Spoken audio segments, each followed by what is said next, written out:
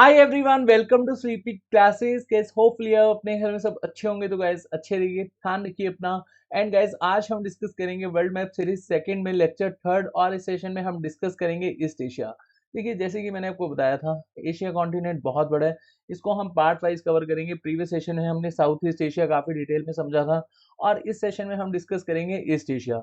तो world map series में total अगर हम देखें तो ये हमारा 11th सेशन है।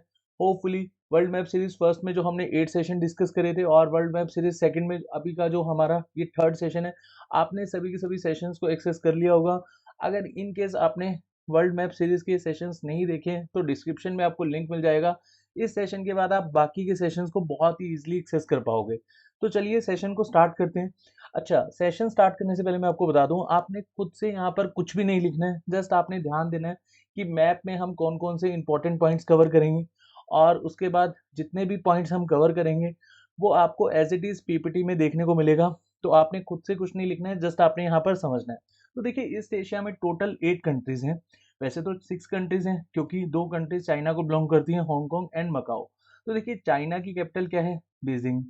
एंड उसके बाद मंगोलिया की उलान बातार, नॉर्थ कोरिया की प्योंगयांग, साउथ कोरिया की सियोल, जापान की टोक्यो, ताइवान की ताइपी। एंड उसके बाद ये 2 कंट्रीज हैं जिनको हम एक तरह से स्पेशल एडमिनिस्ट्रेटिव रीजन बोलते हैं, हांगकांग एंड मकाओ। तो देखिए, टोटल 8 कंट्रीज हैं यहाँ पर, और इनको हम काफ़ी डिटेल में समझेंगे। और इस सेशन में हम चाइना को भी काफ़ी अच्छे से एक्सप्लोर करेंगे, क्योंकि यहाँ से बहुत सारे क्वेश्चन बनते हैं। अभी के लिए हम मैप पर आते हैं, और हम यहाँ पर देखते हैं कि कौन कौन से सीज हमें यहाँ याद रखनी है। जैसे यहाँ पर आपको देखने को मिलेगा येलो सी।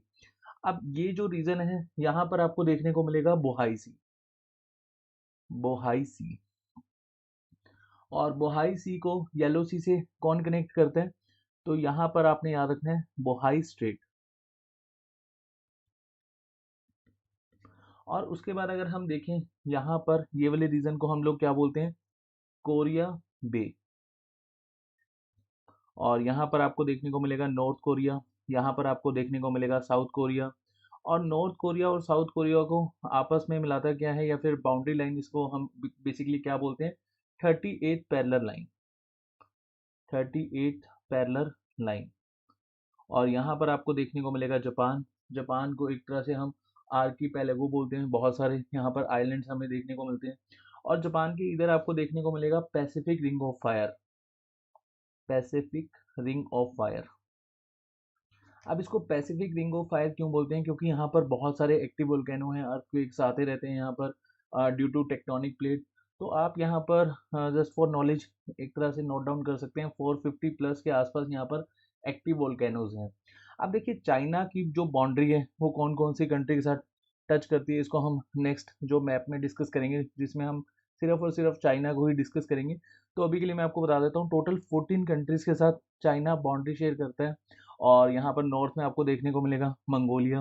अब मंगोलिया की कैपिटल क्या है? उलन बातार। और ये एशिया की कोल्डेस्ट कैपिटल है। यहाँ पर टेम्परेचर रहता है -1.3 डिग्री सेल्सियस। तो अप्रोक्सीमेटली हम यहाँ पर कंसिडर कर सकते हैं 2 डिग्री सेल्सियस, -2 डिग्री सेल्सियस। तो देखिए, यहाँ पर अगर आपसे क्वेश्चन पूछा जाए कि एशिया की नॉर्थन मोस्ट कैपिटल कौन सी है, तो यहाँ पर हम कंफ्यूज हो जाते हैं। हम उलान बतार को यहाँ पर कहीं ना कहीं चूज कर लेते हैं अपने ऑप्शंस में, लेकिन ये गलत है, क्योंकि यहाँ पर हमारी नॉर्थन मोस्टर्न कैपिटल है एशिया के पॉइंट ऑफ व्यू से अस्ताना, जो कि कजाकिस्तान में है। उसके बाद नॉर्थ में रशिया भी आपको देखने को मिलेगा, चाइना में। अब देखिए, यहाँ अगर हम एक चीज़ समझें, ये ईस्ट चाइना सी है, और ये एक आइलैंड नेशन है ताइवान। और यहाँ पर आपको देखने को मिलेगा साउथ चाइना सी। अब साउथ चाइना सी और ईस्ट चाइना सी को आपस में कौन यहाँ पर मिलाता है? Taiwan straight. Taiwan straight. और इसके इन बिटवीन ताइवान कंट्री बढ़ता है, तो इसको याद करना बहुत इजी है। अगर हम यहाँ पर देखें, ईस्ट चाइना सी और इधर आपको देखने को मिलेगा फिलीपीन सी।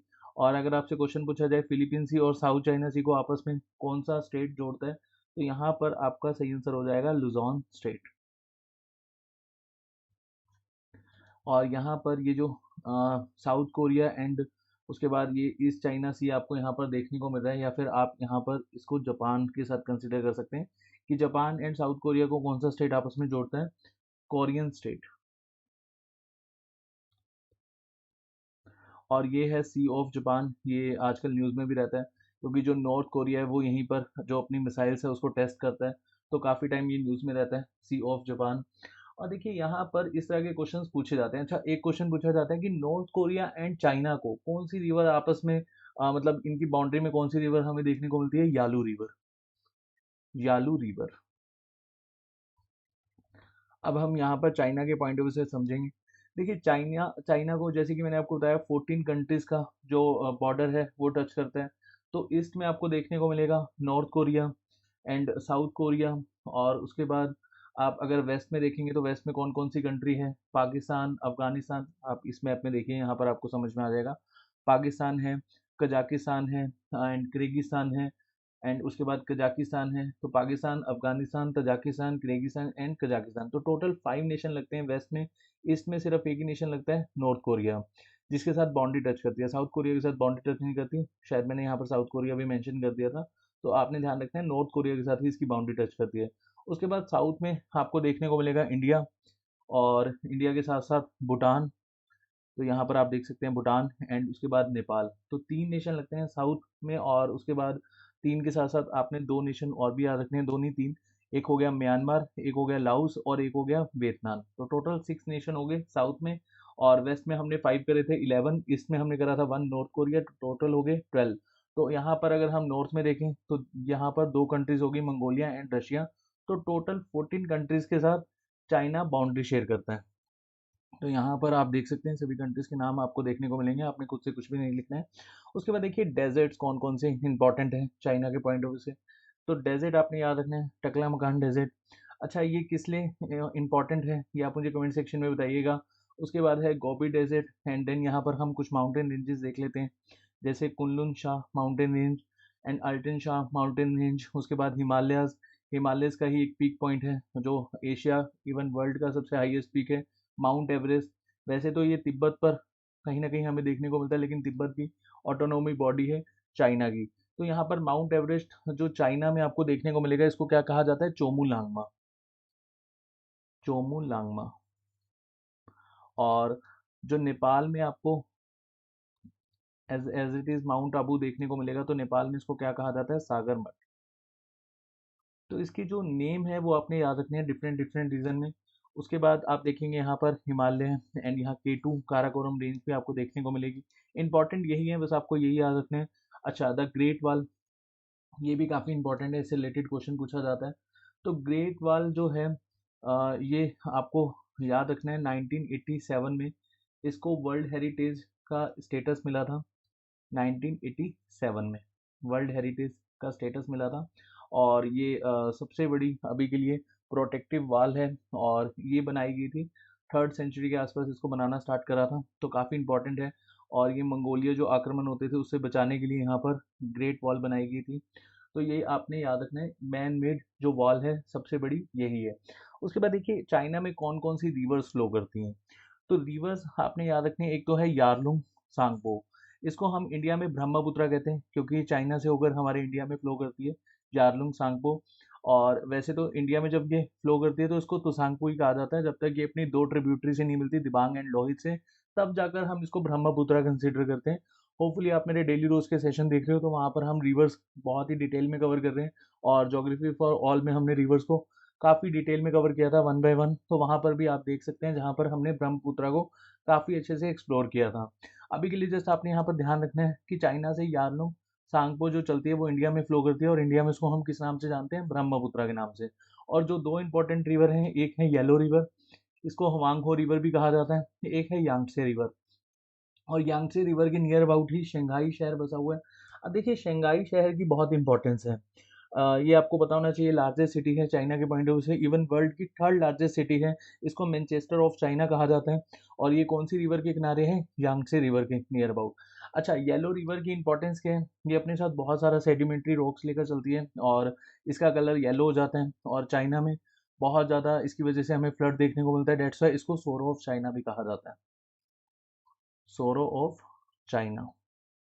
तो ये पॉइंट बहुत इंपॉर्टेंट है, इसको आपने याद रखना। और जैसे कि मैंने आपको बताया था द ग्रेट वॉल 1987 में इसको यूनेस्को वर्ल्ड हेरिटेज साइट का स्टेटस मिला था, और लार्जेस्ट मैन मेड स्ट्रक्चर है वर्ल्ड का।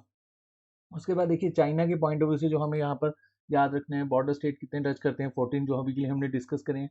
टाइम जोन कितने हमें चाइना में देखने को मिलते हैं 5। Area wise third largest country है, population wise first largest country है, करेंसी युआन या फिर रेनबी। और चाइना में कौन सी लैंग्वेज बोली जाती है, मैड्रिन चाइनीज। तो इस तरह के क्वेश्चन हम लोगों से पूछे जाते हैं। और यहाँ पर आपको याद रखना है उसके बाद अगर हम बाकी के नेशंस देखें जैसे मंगोलिया, तो मंगोलिया में एक यहाँ पर हमें, तो मंगोलिया में कौन सी डायनेस्टी ने रूल करा है, मिंग डायनेस्टी। होपफुली आपने हिस्ट्री में चंगेज खान सुना होगा। तो चंगेज खान कहाँ पर रूल करते थे, मंगोलिया में। और मंगोलिया में कौन सी पॉपुलेशन रहती है, नामोत्स पॉपुलेशन। एंड उसके बाद आपने यहाँ पर याद रखना है जो गोबी डेजर्ट है वो चाइना और आपको मंगोलिया में देखने को मिलेगा।